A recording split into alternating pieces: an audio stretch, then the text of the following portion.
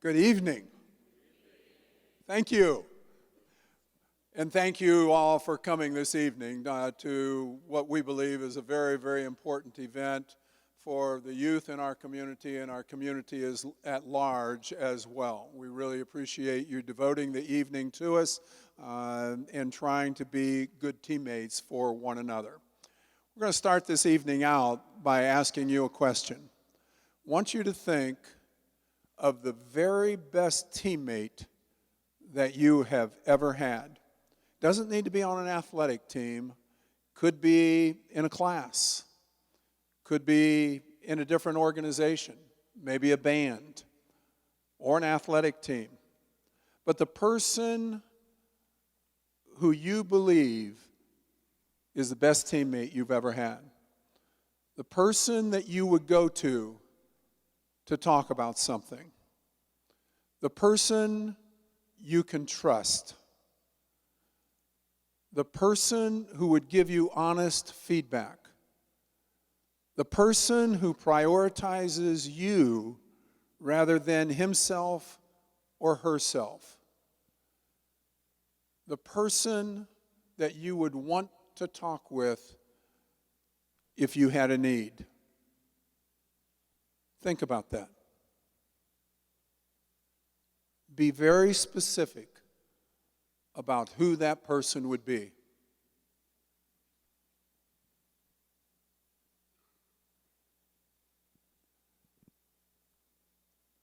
Now, answer the same question about a family member. Who would you go to if you had a need? Who would you go to if you had a problem? Who can you trust to take confidential information and treat it in a way that you want it to be treated?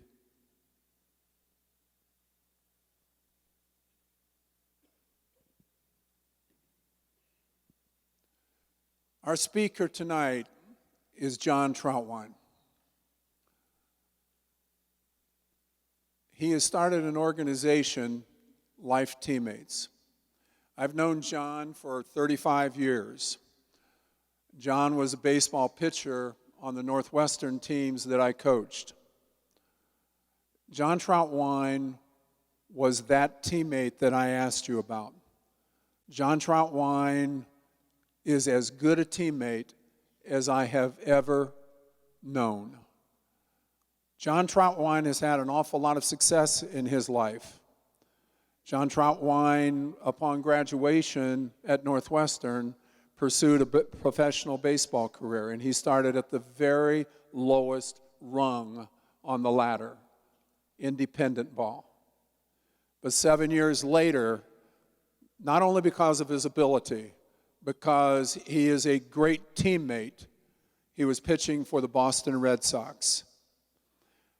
After his baseball career was completed, he went into business and quickly rose to the presidency of his company. He has a wonderful family. Over the last 35 years, whenever John and I would talk, first thing he would talk about is his family and how proud he is of his family. He married his sweetheart. They had 4 children. Everything was going perfectly. If you ask any of John's former teammates, or if you ask any of John's business associates, they would not talk about John's Major League Baseball career. They would not talk about what he achieved in business so quickly. They would talk about John Trautwein, the man. They would talk about what a great teammate he is. John Trautwein experienced tragedy in his life. When everything seemed perfect, tragedy occurred. And he has responded as a great teammate would respond. He wants to be a great teammate, a life teammate for us tonight. I ask you to welcome John Trautwein.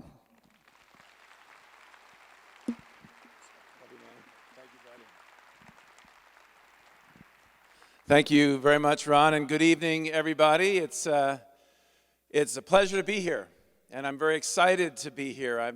I'm concluding a wonderful day here in Winston-Salem and on the campus of this beautiful University of Wake Forest. This is, I think, the fourth presentation that I'm giving today, so forgive my voice. I may be getting closer to the microphone as the evening draws on. But this is an exciting one because of the diversity in the crowd. And my goal tonight is to get all of you, whether you're a teenager, whether you're a student here, whether you're an athlete, whether you're not an athlete, whether you're a parent, whether you're a teacher, coach, minister, youth leader of any sort, I challenge you tonight, or my goal tonight is to get you guys to take a look at yourselves a little bit differently in the mirror before you go to bed. And maybe think about some of the key relationships in your life and what they mean to you and how important they have become and how you can learn from that and rejoice in that and carry that forward to improve the relationships in the lives of the children and the teenagers and the young adults that are in your life today. So as Ron said, I have a wonderful family that I'm very proud of. My lovely wife, Susie, and our 4 kids, Will and Tommy and Michael and Holland. We live in Johns Creek, Georgia, which is a northern suburb of Atlanta. I'm from the Chicago area originally. My wife's from Philadelphia originally. And you see there on the left my baseball card. I know Ron made a big deal of my pro career. I did spend 1 year in the big leagues with the Boston Red Sox. But if you Google me, you will be disappointed. I really wasn't that good. I looked good, but I wasn't that good. Now, my wife was a lacrosse and field hockey player at the University of Virginia.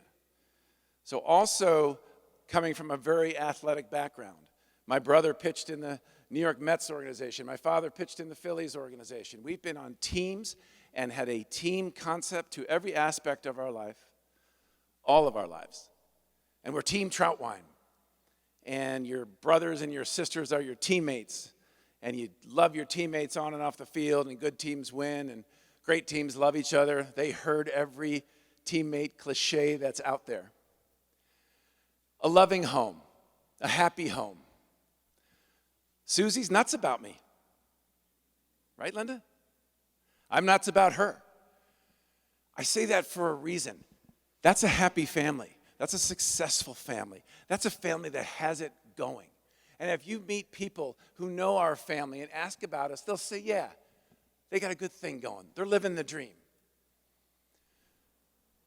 The dream crashed, came to an unbelievable halt when our oldest child, our son Will, who was 15 years old, a freshman in high school, took his own life. He was big, he was strong, he was handsome, healthy. He was successful in all walks of life. He was a good student, very good athlete, even better musician. He was in a band, he wrote songs, he played for his friends, he was the lead singer, he was an extremely accomplished guitar player. He had taught himself to play the piano, he played the drums. This kid had it going. And when he died, we were stunned. In fact, we were so stunned that I thought someone came into our home and murdered him. I'm a hands-on, loving, glass-half-full dad. I had no idea that my son was struggling in any way, shape, or form. The night before he died, we went to dinner at a place called Verrazano's in Johns Creek. And I said, Will, we're going to go get pizza tonight. He said, Dad, I have a test tomorrow, so can you just test me at dinner? I said, sure. And he had 25 note cards. And as I was testing him at the restaurant table, he knew the answer to every question on those note cards. He had studied very, very hard for a test he would never take. That's how clueless we all were. His friends were stunned. His friends were shocked. His siblings were stunned. His siblings were shocked. The community was stunned. The community was shocked. Not the Trautwein family, not that family. Not a boy like Will. And instantly, the very day of his death, people started coming up to me and telling me their stories. People I had known for a long time had a story of mental illness, of depression, suicide, attempted suicide. Some were friends that I'd known for a long time. I said, how come you never told me this? Oh, we don't talk about it. What do you mean you don't talk about it? Well, we don't talk about it. The suicide, we just don't talk about that. Depression, no, we don't talk about it. Our family made an agreement we would never bring it up. Well, if your brother would have died of leukemia or something like that, would you talk about it? Well, yeah. I just remember being so baffled because that very weekend I started to hear statistics that 1 in 6 of the teenagers in our lives and 1 in 6 of the young adults in our lives have some form of depression or other diagnosable mental illness. Statistics say that 1 in 10 of the college students that you know have already had a plan of how they're going to take their life. Every 13 minutes in America, someone takes their life, and every 2 hours in America, it's a teenager. These are things that I didn't know, and these are things that most of us don't know. Totally unaware that family, that well-to-do, successful, happy, loving family is the face of mental illness and the face of depression and the face of suicide in this country. And because I didn't know that, because I was unaware of that, I lost my son. And that's why I'm here. I want to raise awareness because I know there are many people out there that are just like I was, thinking everything is absolutely perfect. And that kind of tragedy doesn't happen on our side of the street, on our side of the road, in families like ours. Will was the consultant of his friends. He had an army of them. They used to come to him for help. Oh, yeah, that's typical. Those are the ones. What? I was so stunned by what I was learning and what I was hearing that this concept that everyone has a story became so real to me and so important to me to understand. And I remember thinking, what do I do now? How do I get through this? And I started to spend a lot of time with Will's friends. I needed to. That was my therapy. That was my counseling, to be around those boys and girls that he loved so much. And they needed to be around me. They missed their brother. They missed their pal. And I started to really try to look into the day in a life of a young adult in today's world. And as I started to really dig deep, I realized something. Kids have it hard. That is the most important slide of my presentation tonight. You guys have it hard. You guys have it harder than I did when I was your age. You guys have it harder than your mom did, than your dad did, than your coach did, than your minister did, than your youth leader did, than your counselor did, than your athletic director did, than your principal did. All the trusted adults in your lives did not have it as hard as you do when they were your age. And sometimes when I talk to crowds like that, I can see the expressions. Often it's from the dads saying, well, hold on. I walked uphill in the snow both ways with no socks. Or more seriously, you're telling me that my son who has a BMW at age 18 has it harder than I did when I didn't even get my first car till after I finished college? My son or my daughter who gets to play in these wonderful tournaments and these facilities and go to all these wonderful places at younger ages, you're telling me they have it harder than I did? And I'll say, keep it coming, Dad. What else you got? And then I'll say, did you have that, Dad? Did you have a cell phone when you were in high school, when you were in college, when you were in elementary school? And the answer is no. And then my next comment is, I just won. What comes with this Internet of Things and this 24/7 world, what comes with this constant barrage of information, good or bad, is unlike anything that the adults in this room had to go through when they were your age. It's hard. And I never once said it to Will. I never once said, wow, this is hard, dude. I didn't have to do this. I was always, isn't this great? Isn't this awesome? Look at this field. Look at this stadium. Look at this travel. You guys get to come to Wake Forest and play on their turf field. I didn't have my first road trip till I was in college. And you're on a 12 and under lacrosse team and you're spending a weekend with your pals. This is so great. I didn't have to do that, or I didn't get a chance to do that. But never once did I say, wow, this is hard, buddy. And I regret that, because all of that time, while I was saying, isn't this awesome? Society was just jabbing him in this 24/7 world, whether it was academic or athletic or social and career. That upper left-hand corner, right? Looking at the Wake students now, you guys had to go through this last year, 2 years, 3 years, 4 years ago. There's a lot of, any high school students out here tonight? This is really important, guys. It's not the school. It's you. The number one cause of stress and anxiety amongst high school students is, where are they going to go to school? Are they going to get in? Will they be able to get into the school that is in state and less expensive and my parents can afford it? Will was a freshman when he died. I went to Northwestern. My wife went to the University of Virginia, 2 pretty good schools. University of Georgia came into our high school and said, you better get straight A's in a lot of AP classes if you want to get into Georgia. How many here got straight A's in a lot of AP classes when they were in high school? I see one. Nicely done. I certainly didn't. It's a whole different game now. Northwestern University would laugh at my application today. No way do I get in. But when I talk to these kids, I say to them, guys, it's not the school. I've been an executive of my company for 20 years. I interview people for jobs every month. And not once have I said, oh, so tell me what you got in AP Lit when you were a junior in high school. Oh, you got a B. Oh, that's going to hurt you. I've never asked what their grade point average is.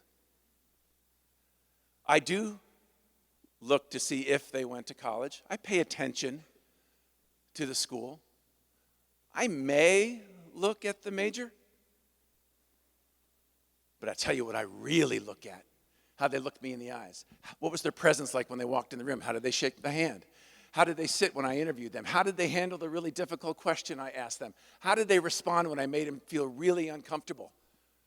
What do their friends say about them? What do their coaches say about them? What do their teammates say about them? How do they handle diversity? How do they handle pressure? Are they going to come a little bit early? Are they going to stay a little bit late? What's their sense of urgency like? All of these things I don't get from the Wake Forest piece of paper. I just don't get that.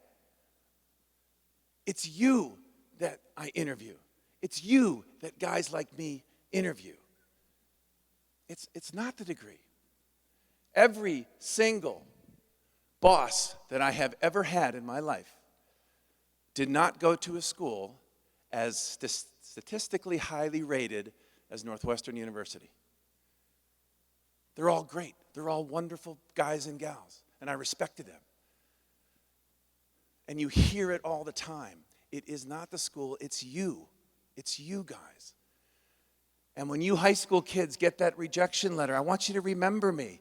And more importantly, when your friend gets that rejection letter, I want you to remember me and what I'm saying right here.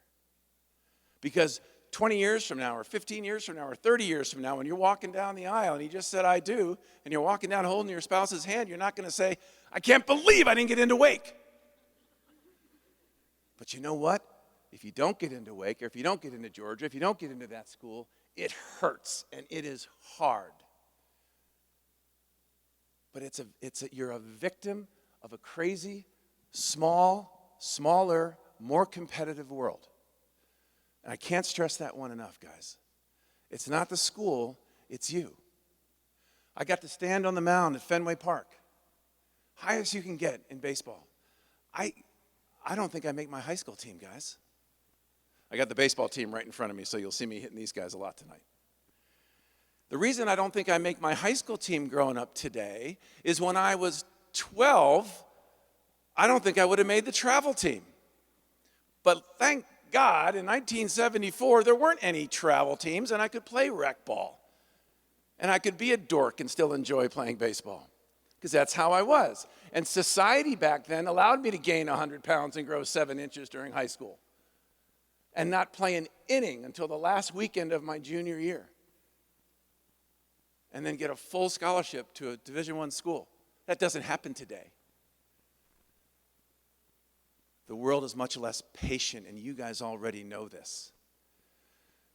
I didn't. As a parent, as an adult, I didn't understand just how difficult it was. Do I even want to go to social? Do I even want to talk about that? When Debbie Feeker dumped me when I was 15, now she regrets that. And I'm not bitter about it at all. But when she broke my heart, nobody tweeted it.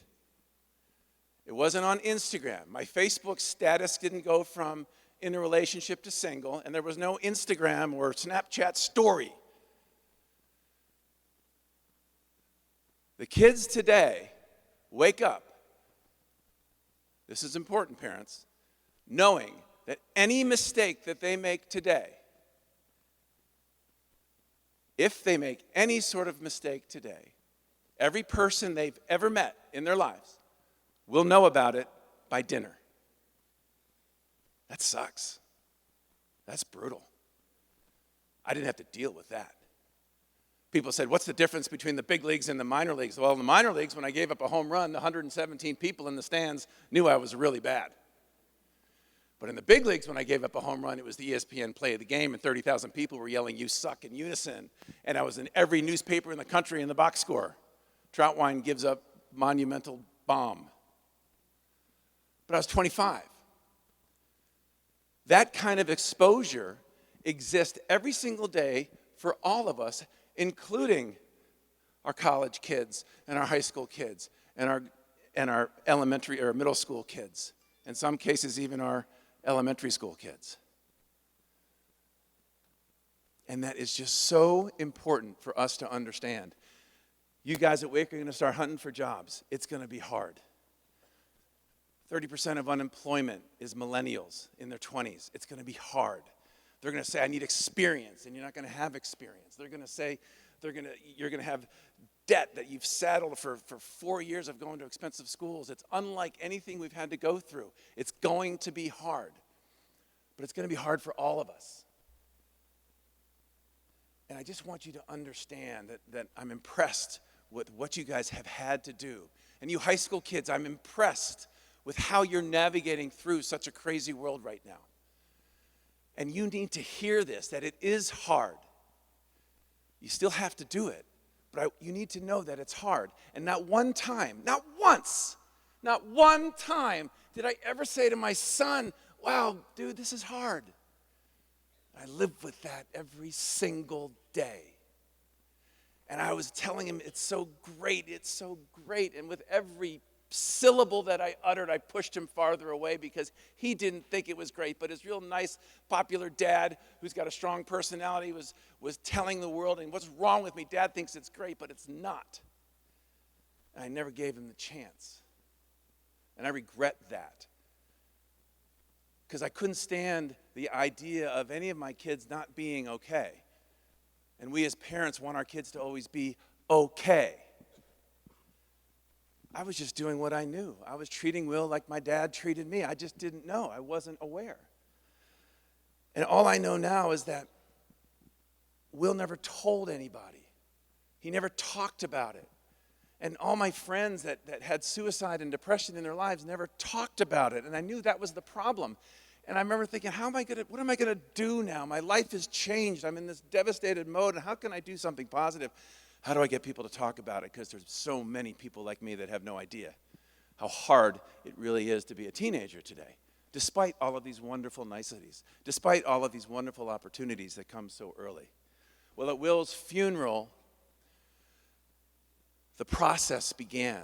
As I was giving his eulogy, the whole left-hand side of the church were wearing the Northview High School lacrosse jerseys.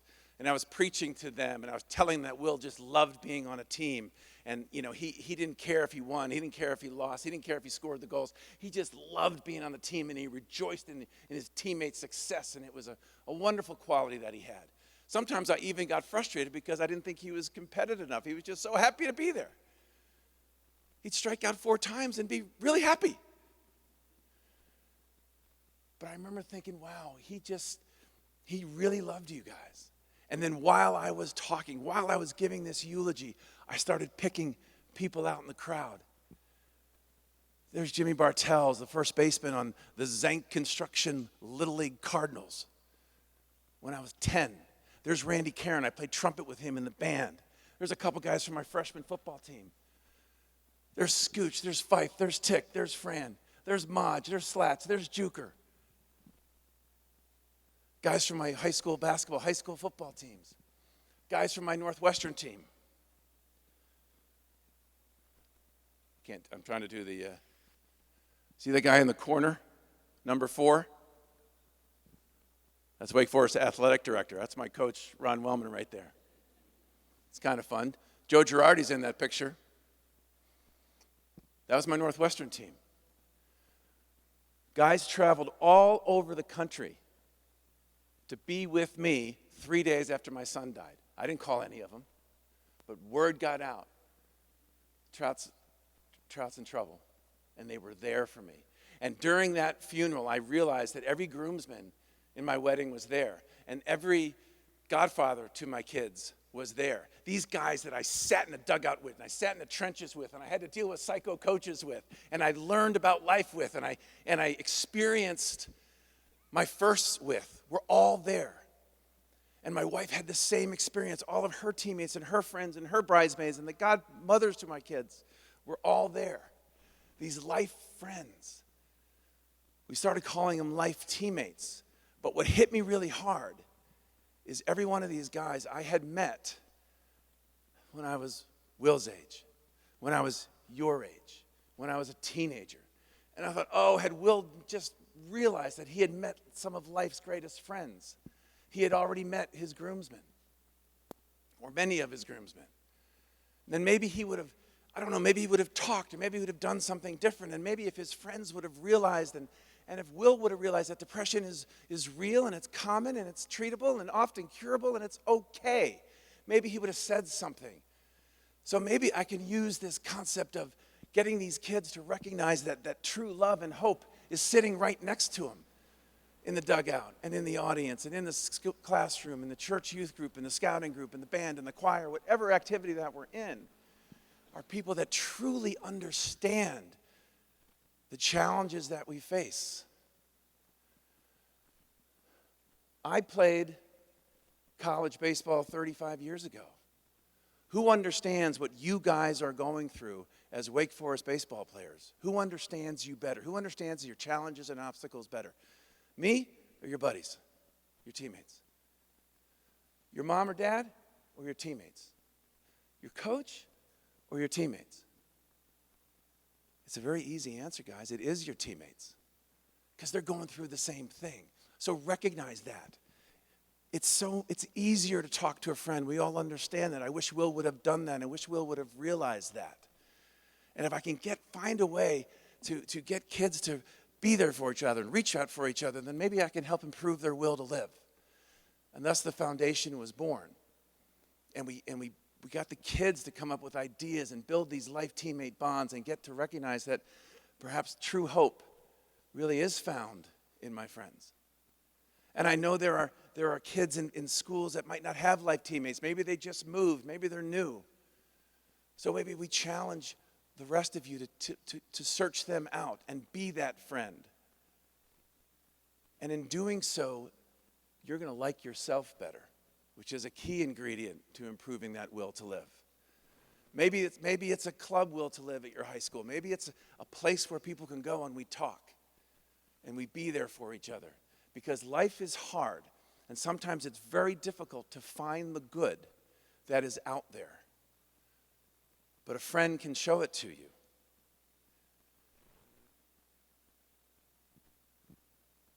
It was funny, when the foundation started, these speeches were really well received, and the kids enjoyed it, and they liked it. They appreciated the fact that I recognized that they had it hard. They still had to do it, but it was refreshing to, yeah, well, thanks for that, right? And I thought, okay, I just want you guys to be talking to each other. But what happens when you find a friend in need? What if a friend says, hey, I'm not doing well? Hey, I'm thinking about ending it. Well, you act. You acknowledge, you care, and you tell. I'll say it again, you act. A life teammate acts. You acknowledge that life is hard. You acknowledge that they're serious, that they have a problem, and you're there. And then you care, and you show them the love. You show them the good that they can't see about in their lives, but you can see it. The sports analogies are never ending. You can go 0 for 4 and win a game. It's not very much fun. Sometimes it takes a friend to recognize the good that existed in that 0 for 4. Yeah, you struck out, but maybe it was a 12-pitch at bat. Maybe the pitcher only went 4 innings instead of 6 innings because of your 12-pitch strikeout, which you were really upset about. There is good there. Sometimes you need a friend to see it. Show them the good, and then together you tell an adult. That trusted adult, that parent, that coach, that teacher, that trusted adult in your life, where you talk about, I'm worried about my friend. Because if you don't do that, an illness like depression goes untreated, and that can lead to a tragedy.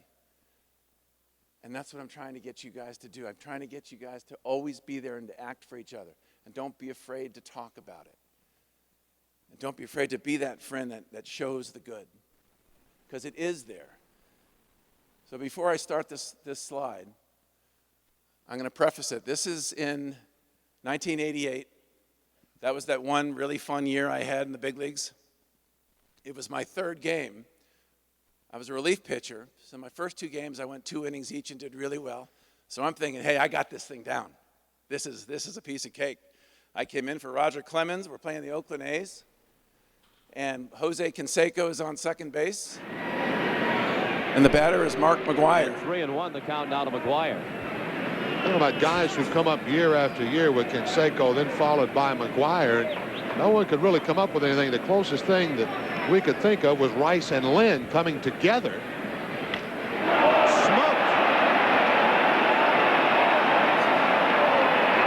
Oh, my goodness. Over the screen in left center field. If you can see the faces of the baseball players right now. Number 11 for McGwire ties him with Kent Herbeck for the American League lead.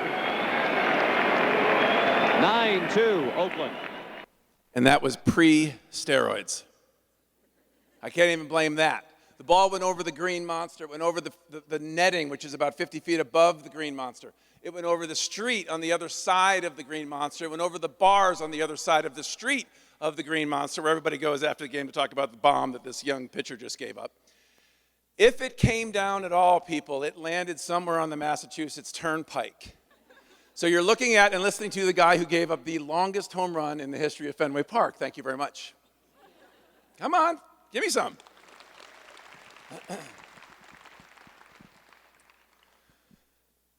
That sucked. There was no good in that. There was nothing good about that pitch, about that inning, about that game, about that night. It was the ESPN play of the game. I had my friends calling me, abusing me. My dad was calling, what the heck pitch was that? Jeez, John, you're embarrassing the family. It was awful. Well, that same day, that night, one of my college teammates was there, and he was there with 3 or 4 colleagues from work. I left him tickets, and the next day I had lunch with him. And oh, jeez. I had lunch with him, and I'm going to make a quick adjustment here.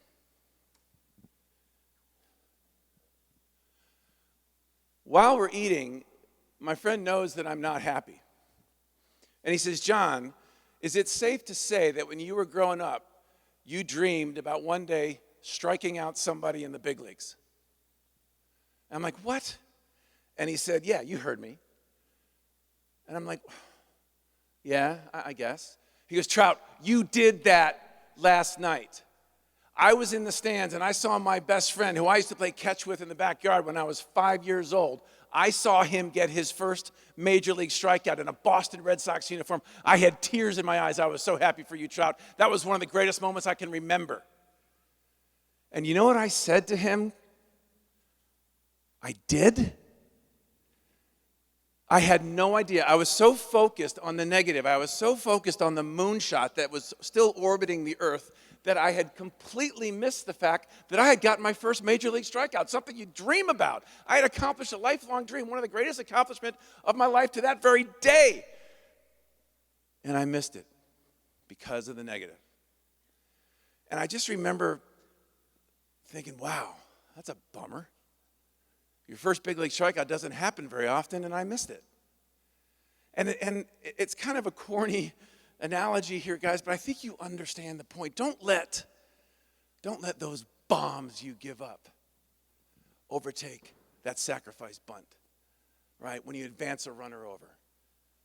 Don't let the fact that you fumbled overtake that great block you made to get that first down that set up the final score. Don't let the fact that you didn't score any goals overtake the fact that it was your assist that scored the winning goal. These little things are so vital to success, and you never really read about them in the paper. And that's what happened to me that night. But it took a friend to show me the good. And if you can find good in that home run, you can find good in anything. If you can find good in my situation with losing my son, you can find good in anything. But it was my friends that found it for me and exposed it for me and showed it to me. These statistics are just, they're awful. And it's really hard.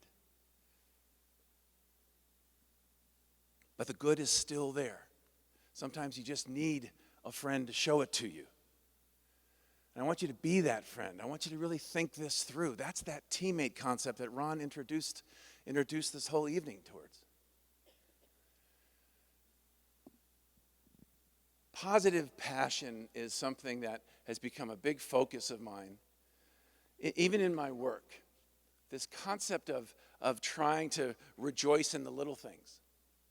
This concept of going through that day. When Will died, I was literally living hour by hour and day by day. But it was my friends who were showing me the little things, the little singles, those little base hits. And starting to recognize that actually it was a pretty good day. And instead of the death by 1,000 cuts, how about life by 1,000 smiles? And that report card, that kid's a very good student. He's getting 3 A's, a B+, and a C. My father would have said, do not come home with a C. And he'd have been really mad and really serious. And we would have focused on that C. We would have talked about that C. And all we were talking about was that C. And I get it. But that kid's a good student. So what's happening in the classes where he's getting an A that's not happening in the classes where he's getting a C? And then in my business, why does this customer love me, but this customer doesn't? What's happening here that's not happening here? Let's start recognizing some of the positive things we do and getting passionate about it. What do you think that coach is saying right now? I actually think he's saying, hey, buddy, I just wanted to let you know that I love you. I had over 200 coaches. 7 of them get Christmas cards from me. Ron's one of them. He waits patiently for it every year. Those were the coaches that motivated me, that inspired me, that showed me that they believed in me. And they were tough on me. They got in my face, and they were mad at me when I messed up. But they explained to me why. And they let me know that they believed in me. And when I did something well, they got right in my face and said, that was a good job. You didn't walk anybody the whole game. You got first pitch strikes. I'm proud of you. Way to go. You all right? Positive passion. And when I ran into coaches like that, I wanted to run through the wall for them. And the next time that they were getting in my face because I messed up, I also knew that they believed in me, and I tried to listen and find a way. And that was that coach, and that was that teacher that I would come back and visit on the Wednesday before Thanksgiving when I was a freshman in college, like all of you adults did. You wanted to go see that one teacher. You wanted to say hi. You wanted to show them that you were doing well. You wanted them to be proud of you because they motivated you. They inspired you. You wanted to be a little bit like them. And when I talked to the educators today, I challenged them to be that coach, be that teacher, because life is really hard for these kids these days. And it's a messed up, negative, crazy, psycho world right now. And they need each other, and they need to be pushed together. Because together, it's a little bit better. In fact, it's a lot better. That pitch on the left, you guys all know this, but for you non-baseball players, it's really not a great idea for a pitcher to throw the ball right down the middle, belt high, to the best home run hitter in baseball. It's not considered a smart thing to do. It was my way of saying, Merry Christmas, Mark, all the best. My pitching coach, a guy named Bill Fisher of the Red Sox, said to me, Trautwein, don't throw the ball down the middle to Mark McGwire. Thank you, Coach. That was brilliant. Can I write that down? Hold on. My teammate, another pitcher in the bullpen, Wes Gardner, says to me, Trout, what was that pitch you struck out Javier on? And I said, two-seam fastball, sinker.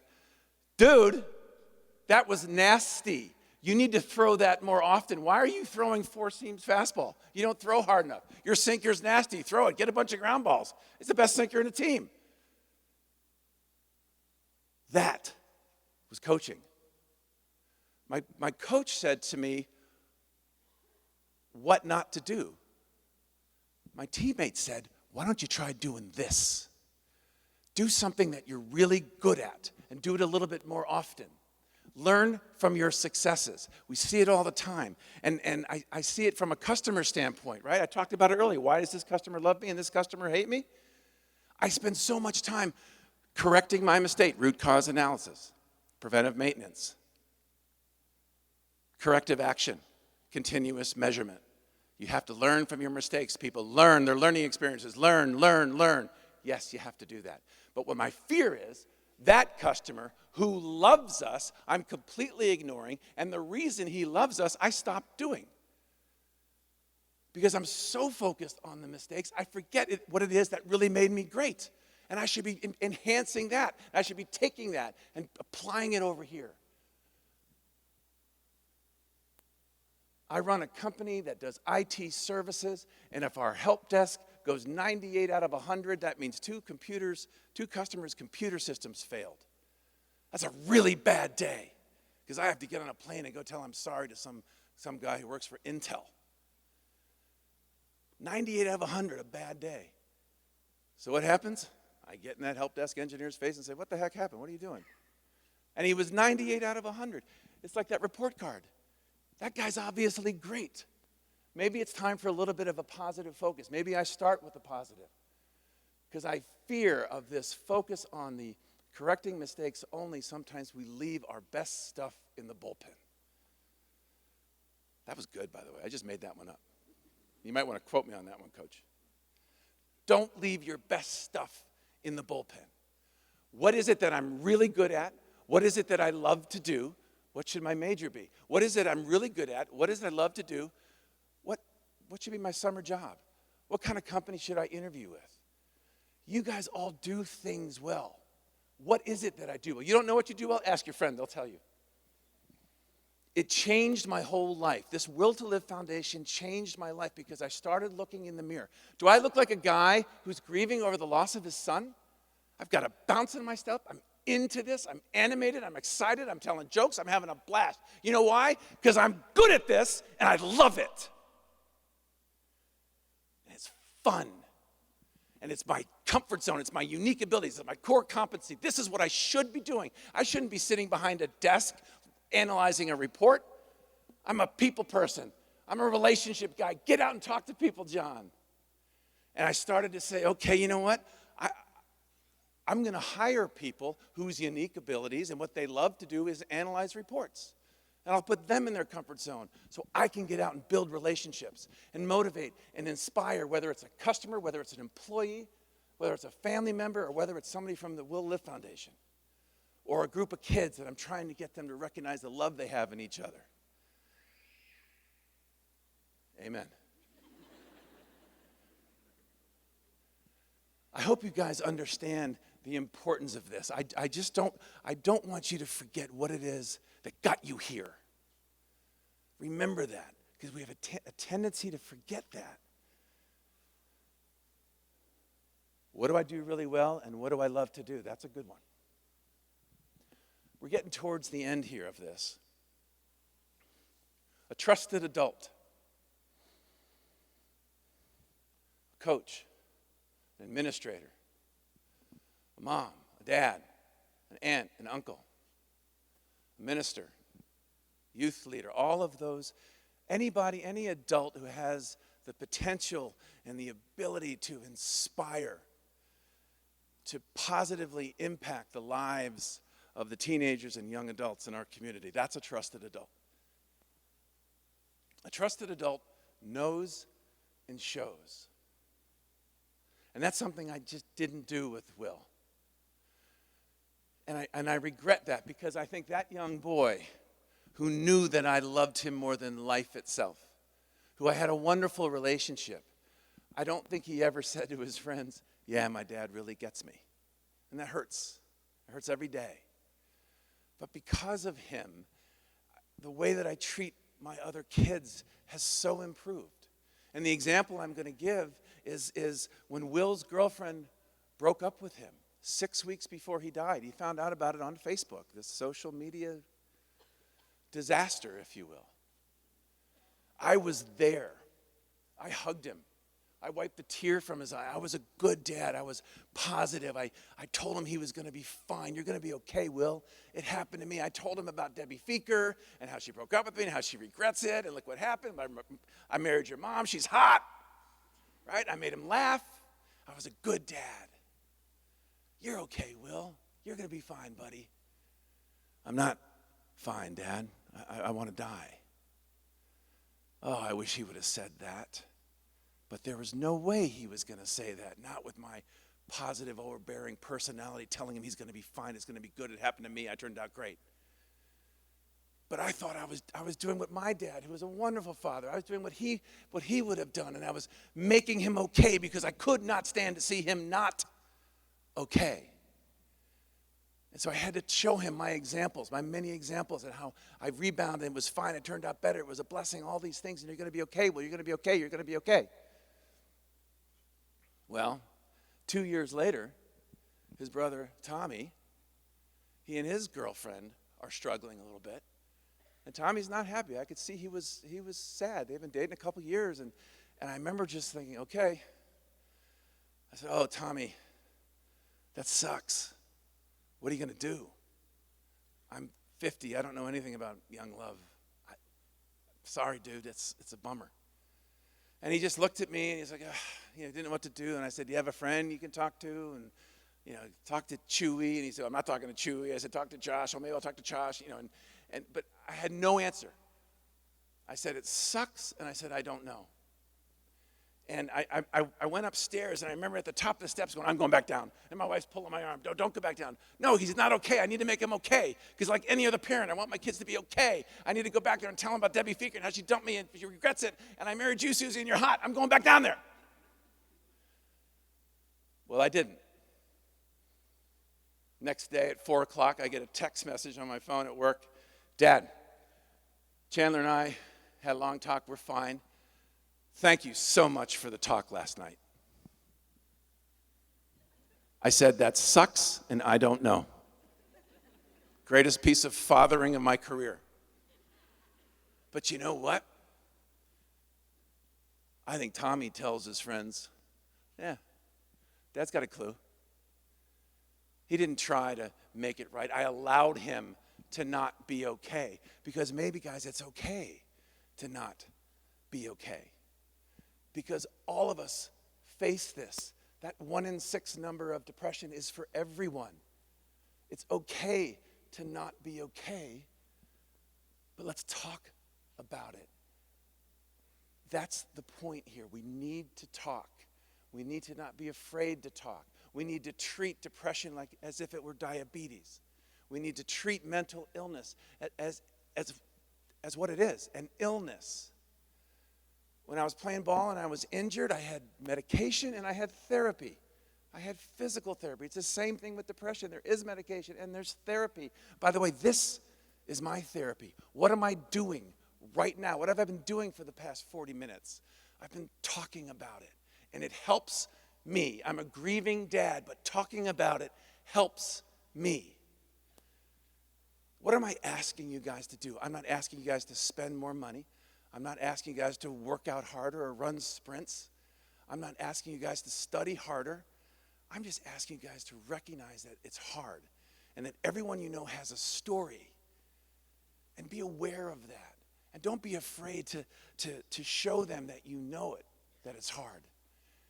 And this concept that it's okay to not be okay is a good one. And that's something that I think it's so important as you walk away from this. Getting through this thing together is just so important. That quote up there was told to me by a friend that I went to college with. And when he told me that quote, Chuck Swindoll's a minister in the D.C. area.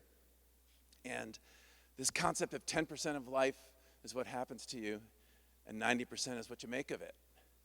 And when I heard that, I'm like, oh, that's awesome. I'm going to be 90. I'm going to be Mr. 90. Call me Mr. I'm going to do this foundation. I'm going to do it. I'm going to drive it. I'm going to help people. This is going to be great. I'm going to do this. And he said, John, stop. It's not 199. He had read into it a little bit differently. That 10 is the grieving. That 10 is it's okay to not be okay. 10% of my day is 2.4 hours. That's not a small amount. And I started to think, you're right. It's actually okay to not be okay. And I remember thinking about my dad whenever I had a bad game, he always had a worse story, right? The McGuire home run after he got mad at me for throwing a fastball down the middle, he goes, John, don't worry about it. I walked 9 guys in a row once. I was like, Dad, can I just be miserable for 5 minutes? He's like, no, because he was like any other dad and any other parent. I want you to be okay. Guys, there is no class for parenting. Help us. Help us with this. We just want you to be okay, and we love you so much. Talk to us. Find a way to talk to your parents. I know my dinner table conversations are just disastrous. Hey, how's your day, Mike? How was practice? What did the coach say? You got a game tomorrow? And I started to think, how do I get this kid to talk? Mike, what really pissed you off today? Oh, Dad, you won't believe it. In the 3rd inning, all of a sudden he doesn't shut up. Find a way to talk. Here's a good one. You high school kids, you're going to love me for this one. All right. You guys are all getting married on Saturday. You're all getting married Saturday. Who's in your wedding? Who's going to stand up for you on one of the most important days of your life? Who's in your wedding? Think that through. And then when you're done thinking through and you identify those 5 or 6 or 7, however many there are, then the next question is, do they know it? And if not, go ahead and tell them. Go ahead and tell them. I'm here for you, brother. You know that? If you're ever struggling, you know I'm here, right? It's just so important to recognize this. And it's actually such a fun exercise because you're sharing the love. You're not being afraid to be there. Be there for your life teammate who struggles.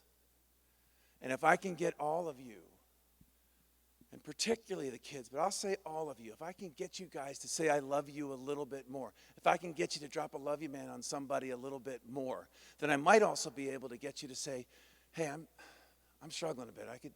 I could use some help. Something that Will never did. And when I talked to, there was 350 athletes at the 4 o'clock session. They just dominated that little auditorium. And I said them the same thing. and I told them to turn to each other and tell them that they love each other. And it was awesome. So right now, I want every single person in this auditorium, in this stadium, in this arena, I want you to turn to the person next to you right now and say, I love you, man. That's it.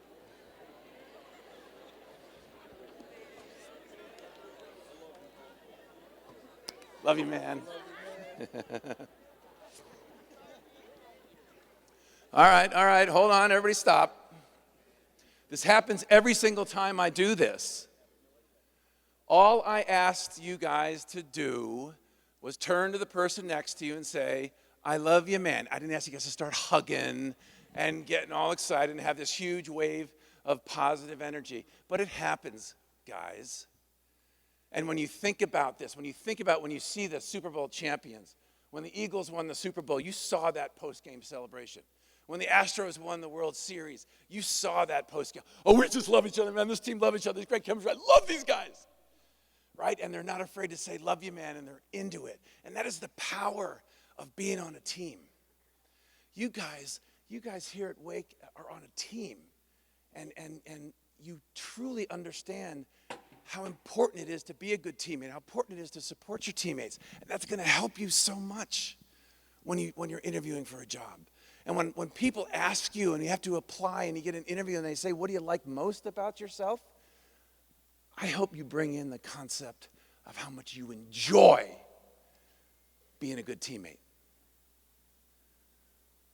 Because you have an advantage with this. And you're going to be on teams your whole life. I'm going back to the real world tomorrow. I've got a marketing team meeting at 11 o'clock, and I've got another sales team meeting at 2 o'clock, and then I got a steering committee team meeting at 5 o'clock. I'm on teams. It's not like these kind of teams, though, where everybody's in the same age group, in the same obstacles, and the same challenges. And I miss that a lot. So enjoy this, because these guys are going to be here for you when you're older. These guys are going to be in your wedding. I guarantee it. You're going to have some of your college teammates in your wedding. And that's a wonderful thing. And if I can get you guys to say, love you, man, I can get you guys to say, hey, I'm struggling a little bit. And it's just so important to be able to do that, because a compliment from a teammate is so much more powerful than a compliment from a coach. Just as a criticism from a teammate can be so much more devastating than a criticism from a coach. And I'm talking about any kind of teammate. I'm talking about friends. I'm talking about cliques. I'm talking about guys. I'm talking about girls.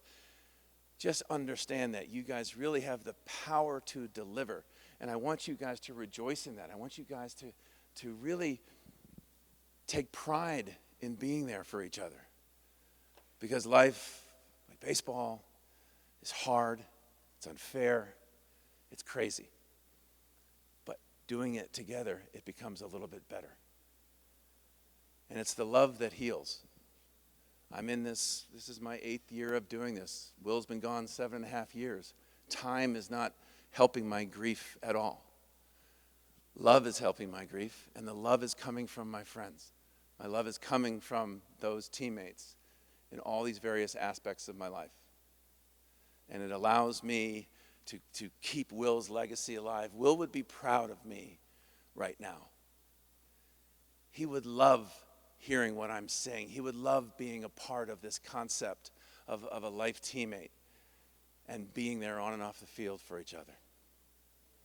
And that helps me. It helps my own will to live. I just want you guys to really understand that you have the ability to positively motivate your friends. And in doing so, you're going to be better. I used to say that the benefactor of the I love you transaction was the receiver. And although that is still a wonderful thing, I now know that the real benefactor of the I love you transaction is the giver. And that's what Will taught me. That's what his life taught me, and that's what his death taught me. The more you give, the greater the will to live. I leave you with that message, guys, and I really want you to really think this one through. Do my teammates really know I love them?